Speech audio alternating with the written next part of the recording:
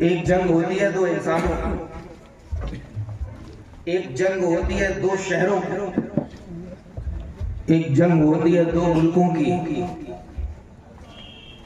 اب بات آ گئی ہے تو سن لو، سنو گے؟ اب تعداد وہاں دیکھی جاتی ہے جہاں ملک اور ملک کی جنگ ہو۔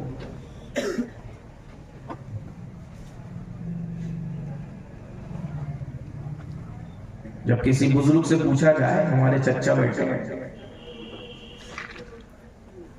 چین کی جاپان کے ساتھ جنگ ہے، جیتے گا کون؟ تو بزرگ کہیں گے جس کے پاس آدمی زیادہ ہے، جس کے پاس اسلحہ زیادہ ہے، جس کے پاس آرمی زیادہ ہے، جس کے پاس پولیس زیادہ ہے، جس کے پاس لوگ زیادہ ہے، جو زیادہ آسودہ ہے، جو پیٹ بھر کے تینوں ٹائم کھانا کھاتا ہے، وہ جیتے گا۔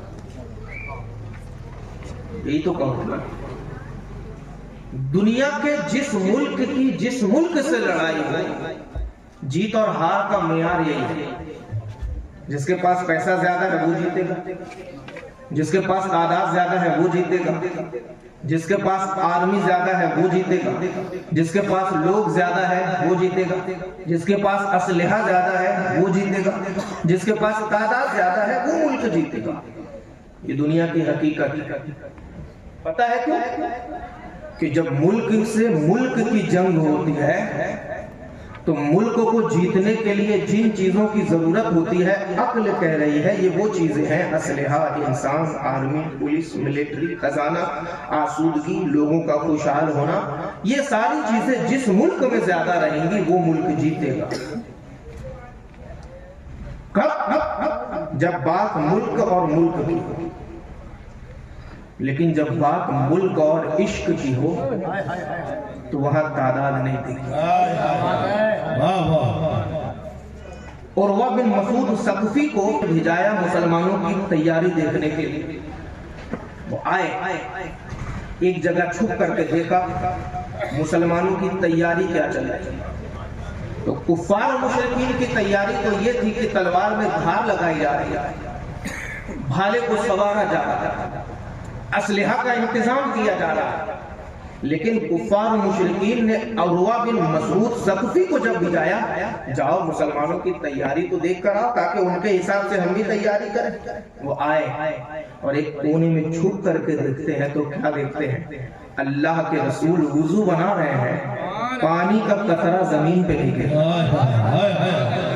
سرکار کائنات لعاب دہن اگر نکال رہے ہیں تو وہ زمین پر نہیں آ رہا، صحابہ اکرام ہاتھ میں لیتے ہیں، چہرے پر مل رہے ہیں، سینے پر مل رہے ہیں، اپنے جسم پہ مل رہے ہیں۔ وہ چھپ کر کے دیکھ کر کے جاتے ہیں، اور کفار مشرکین پہلے سے انتظار میں بیٹھے ہیں، جستجو میں بیٹھے ہیں۔ جیسے ہی وہ آئے، کیا دیکھا؟ عروہ مسعود ثقفی، کیا دیکھا؟ میں نے یہ دیکھا، اور میری وارننگ ہے تم لوگوں کو کہ مسلمانوں سے جنگ مت کرو۔ کیوں؟ وہ تعداد میں زیادہ ہے؟ کفار نے پوچھا۔ عروہ بن مسعود ثقفی نے کہا نہیں، ان کی تعداد بہت معمولی ہے۔ وہ ہتھیار میں زیادہ ہے؟ نہیں، ان کے پاس تو کچھ ہتھیار ہے۔ فوج میں زیادہ ہے؟ نہیں، ان کے پاس تو فوج ہی نہیں ہے۔ تلوار زیادہ ان کے پاس؟ نہیں۔ کھانا پینا زیادہ ان کے پاس؟ نہیں۔ غذائیں زیادہ ان کے پاس؟ نہیں۔ تو پھر کیوں کہتے ہو کہ ہم ان سے جنگ نہ کریں؟ عروہ بن مسعود ثقفی کہتے ہیں سنو، جنگ انسانوں سے کی جاتی ہے، وہ انسان نہیں ہے عاشق رسول۔ سبحان اللہ، سبحان اللہ۔ میں نے دیکھا کہ محمد ابن عبداللہ وضو بناتے ہیں تو ان کا پانی بھی زمین پر نہیں گرتا، صحابہ اکرام پانی کو ہاتھ میں لے کر اپنے جسموں میں مل لیتے ہیں۔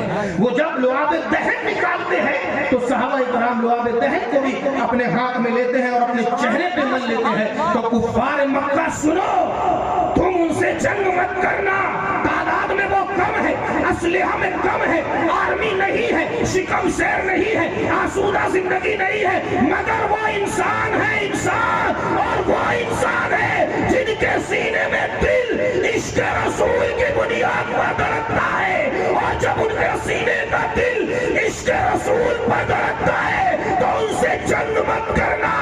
جنگ انسانوں से की जाती है, आशिकों से जंग नहीं की जाती। नारे तकबीर, नारे रिसालत, नारे रिसालत, इश्क़े मुस्तफा। तो ऐ इस्राएलियों, छोटे छोटे मजलूम फिलिस्तीनी बच्चों को मारने में तुम्हारा कुछ नहीं होने वाला। ये छोटे छोटे मजलूम ये फिलिस्तीनी बच्चे जो है ना, इमाम हुसैन के शहजादे अली असगर के गुलाम हैं। और मुल्क में जब जंग होती है तो तादाद माना रखती है, असलहा माना रखता है, आर्मी और फौज माना रखती है। लेकिन जब मुल्क और इश्क में जंग होती है तो तादाद मैटर नहीं रखती। जिसके पास इश्क रसूल होता है, फतह नुसरत का झंडा भी उसी के हाथ में दिया जाता है। बदर में 313 थे, इश्क रसूल वाले थे। करबला में 72 थे, इश्क रसूल वाले थे।